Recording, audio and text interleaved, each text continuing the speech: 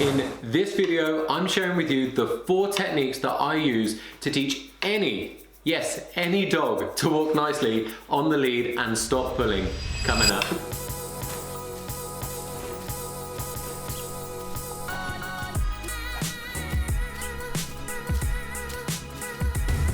Successful dog training is all about being able to understand and communicate well with your dog. A huge part of this is being able to motivate your dog. So can you tell me what motivates your dog the most? Is it treats? Is it toys? Is it affection? Let me know in the comments below. And second, why do you think your dog is pulling? What is triggering your dog to ignore you? Is he distracted? Is he overexcited? Does he want to go and see another dog? There are a million different reasons for why a dog wants to pull on, maybe not a million, there are a few different reasons why a dog wants to pull on the lead. So if you can figure out why your dog is pulling on a lead and be able to motivate him and train him, then you are halfway there to being able to teach your dog to stop pulling on the lead. So before jumping into the 4 techniques, I want to make sure that you are set up right, that you're holding the lead in the right hand, that you're feeding the treats in the best way possible, that you're comfortable and fluent in your training. One of the trickiest things is not being awkward. If your dog is on your left hand side, I want you to hold the lead with your right hand, and I want you to have your treat pouch on your left hand side. This means that your training hand, the side that your dog is on, your training hand, is completely free to work with the dog. You can pet him, you can feed him, you are completely free. So this hand is doing nothing but holding the lead, and then this hand is doing all the work because that is the side that your dog is on. How are you holding the treat? Instead of holding the treat in between your thumb and your finger, just like this, and feeding the treat into your dog's mouth like that, I want you to put your hand up flat. You're going to put the treats on the palm of your hand, you're going to cover them with your thumb, and then you're going to turn your hand over and you're going to be keeping the treats up with this thumb. So now, when you put your hand towards your dog is going to be able to put his nose in your hand, and you're not going to hurt your fingers when you start feeding your dog. Such a simple one, but just holding the treat differently can make training so much easier. So now that you've set up, let's jump in to technique number 1, focus. Focus is the single most important thing you could ever teach your dog. So one of the most common problems that we all face is that our dogs will listen to us inside the house, but not outside the house. This is super common, and the reason is there are so many distractions out there. We have other dogs, we have people, different noises, millions of smells, cats, squirrels. There are so many distractions out there that it's so difficult for our dogs to be able to actively ignore those things and give us attention and ignore whatever's going on. One of the biggest mistakes owners make, and even dog trainers make, so it's not just you, even dog trainers do this, they try and teach focus and they try and ask for focus outside with maximum distractions when they haven't built up the foundations to help the dog succeed when they are outside. This is something that you need to start as soon as you get your dog or as soon as you get your puppy. Literally, focus I will start on the first full day that I have with my puppy. Every single time my pup looks at me in the eye, yes, mark and reward. Like, it is such an important skill. We have to prepare our dogs for these situations and environments. Our dogs do have the ability to actively avoid distractions and focus on us. So it's so important that we give them the foundations and we give them the training to get to this level. There are 3 main benefits of teaching focus for your loose lead walking. Number 1, your dog can't physically pull you while it's looking up at you in the eyes. It's physically impossible. So if you have your dog's focus and they're checking in, your dog will be walking well on the lead, I guarantee it. Number 2 is the window of opportunity. When your dog is looking at you, it is ready for an instruction. It's ready for you to give it an instruction, something to do, whether that be heel, sit, down, leave, whatever it is, your dog will be ready to take that instruction on and listen. And number 3 is distractions. Distractions is the biggest thing that we all struggle with, easily. Distractions is without a doubt the hardest thing that we all deal with. If you could just ask for your dog's attention and you could get their focus away from a distraction, so many of your problems would just be immediately fixed. Such a simple solution to so many complicated problems. So how can we get our dog's focus, our dog's attention around distractions? Okay, so you start inside the house with no distractions whatsoever. You're gonna get treats in both hands. You're gonna put your hands out like you're about to give your dog a massive hug, and then your dog's probably gonna look at one of your hands because there's treats there. You're gonna make some kissy noises, you're gonna go, and as soon as your dog looks at your face, mark and reward. This is even if it's just a split second, don't ask for any duration, literally just, yes, good job, and reward. The next time, you're gonna slowly build and build and build. Now you're gonna ask for 2 seconds eye contact. Now you're gonna start moving your hand. So this is now a distraction. This is now the first level of a distraction for your dog. And you're gonna ask your dog to actively ignore this hand that's moving, that's got the treat in it, that is super distracting, and you're gonna ask him to look at you in the eye instead. When your dog does look at you in the eye, this is the same principle that you will use out on a walk when you're trying to ignore your biggest distraction, albeit at a very different level, but this is the principle that your dog needs to learn. There's a distraction, he can't look at it, he has to look at you, and then good things happen. And you're just gonna keep on gradually making it more and more difficult for your dog to ignore the distraction until you get to the point where it doesn't matter what the distraction is, you are able to get your dog's attention. This principle is so, so important, and you'll be so surprised how easily your dog can ignore a distraction once you teach this principle. Once you build up that level of focus, you really will be surprised. Now you need to keep on challenging the dog. Whenever a distraction becomes quite easy and they can actively ignore it and earn their reward pretty easily, you want to just keep on upping the challenge. You want to make it more difficult. Go to a different room, go outside, go to a different area. Make the distraction louder, make the distraction more intense. Keep on making it more difficult until you reach the level where your dog can ignore a distraction out on a walk. That's what the whole point of this exercise is so that we can walk our dogs safely and always get our dog's attention. Technique number 2, the heel position. I love this one. If you expect your dog to walk in a specific place, how on earth do you expect to not teach the dog where that place is? You can only expect your dog to walk right by your side if you can say heel, and it doesn't matter where your dog is around you, it will go into that position right by your side.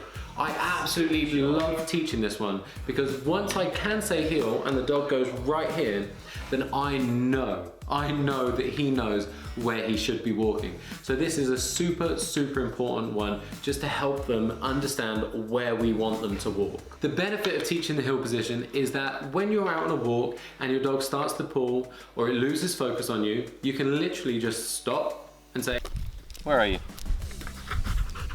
And they'll go back into the heel position because they know it. This is the technique that I use usually when I run out of treats. So the reward is the freedom of the walk. We get to go forward again, which is ultimately what they want to do, but they can only do it when they are right by our sides. A few small training sessions throughout the week using the dog's dinner will be enough for this one. Start with the dog in a sit facing you, and then using your left hand, lure the dog in an arc motion until it does a full circle and it's right by your side facing the way that you are facing.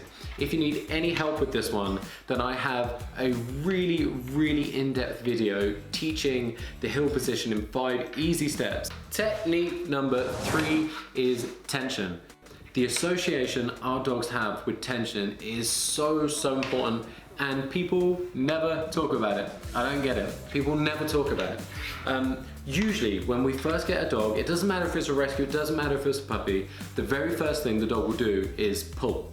The association our dog has with the feeling, the sensation of a little bit of tension on its neck is not to change direction and follow the lead and follow us, but it's to sniff the floor, it's to pull harder to get what they want.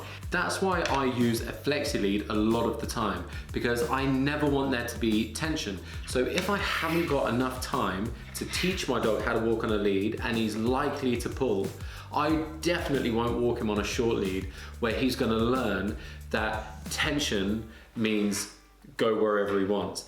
I can use a flexi lead and I can give him more space but I can still ensure that the principle of as soon as there's a feeling on his collar, he follows me and we go into a different direction. Association with tension is all about what happens immediately after they feel it. So do they get to sniff the floor, or does the tension remain there until they give in to the pressure of the lead and come back to us or go in the direction that we are going in? The reason that tension works so well is because timing.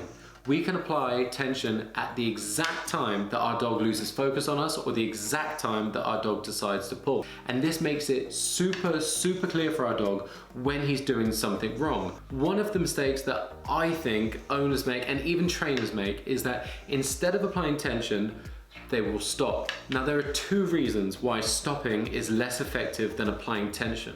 Number one is timing. If your dog starts pulling or loses focus and you stop, the dog still has the length of the lead to do whatever they want. Yes, our dogs may look back at us eventually and we can carry on walking because we got the dog's focus, but the downside is that we haven't communicated with the dog what has gone wrong and what we didn't like.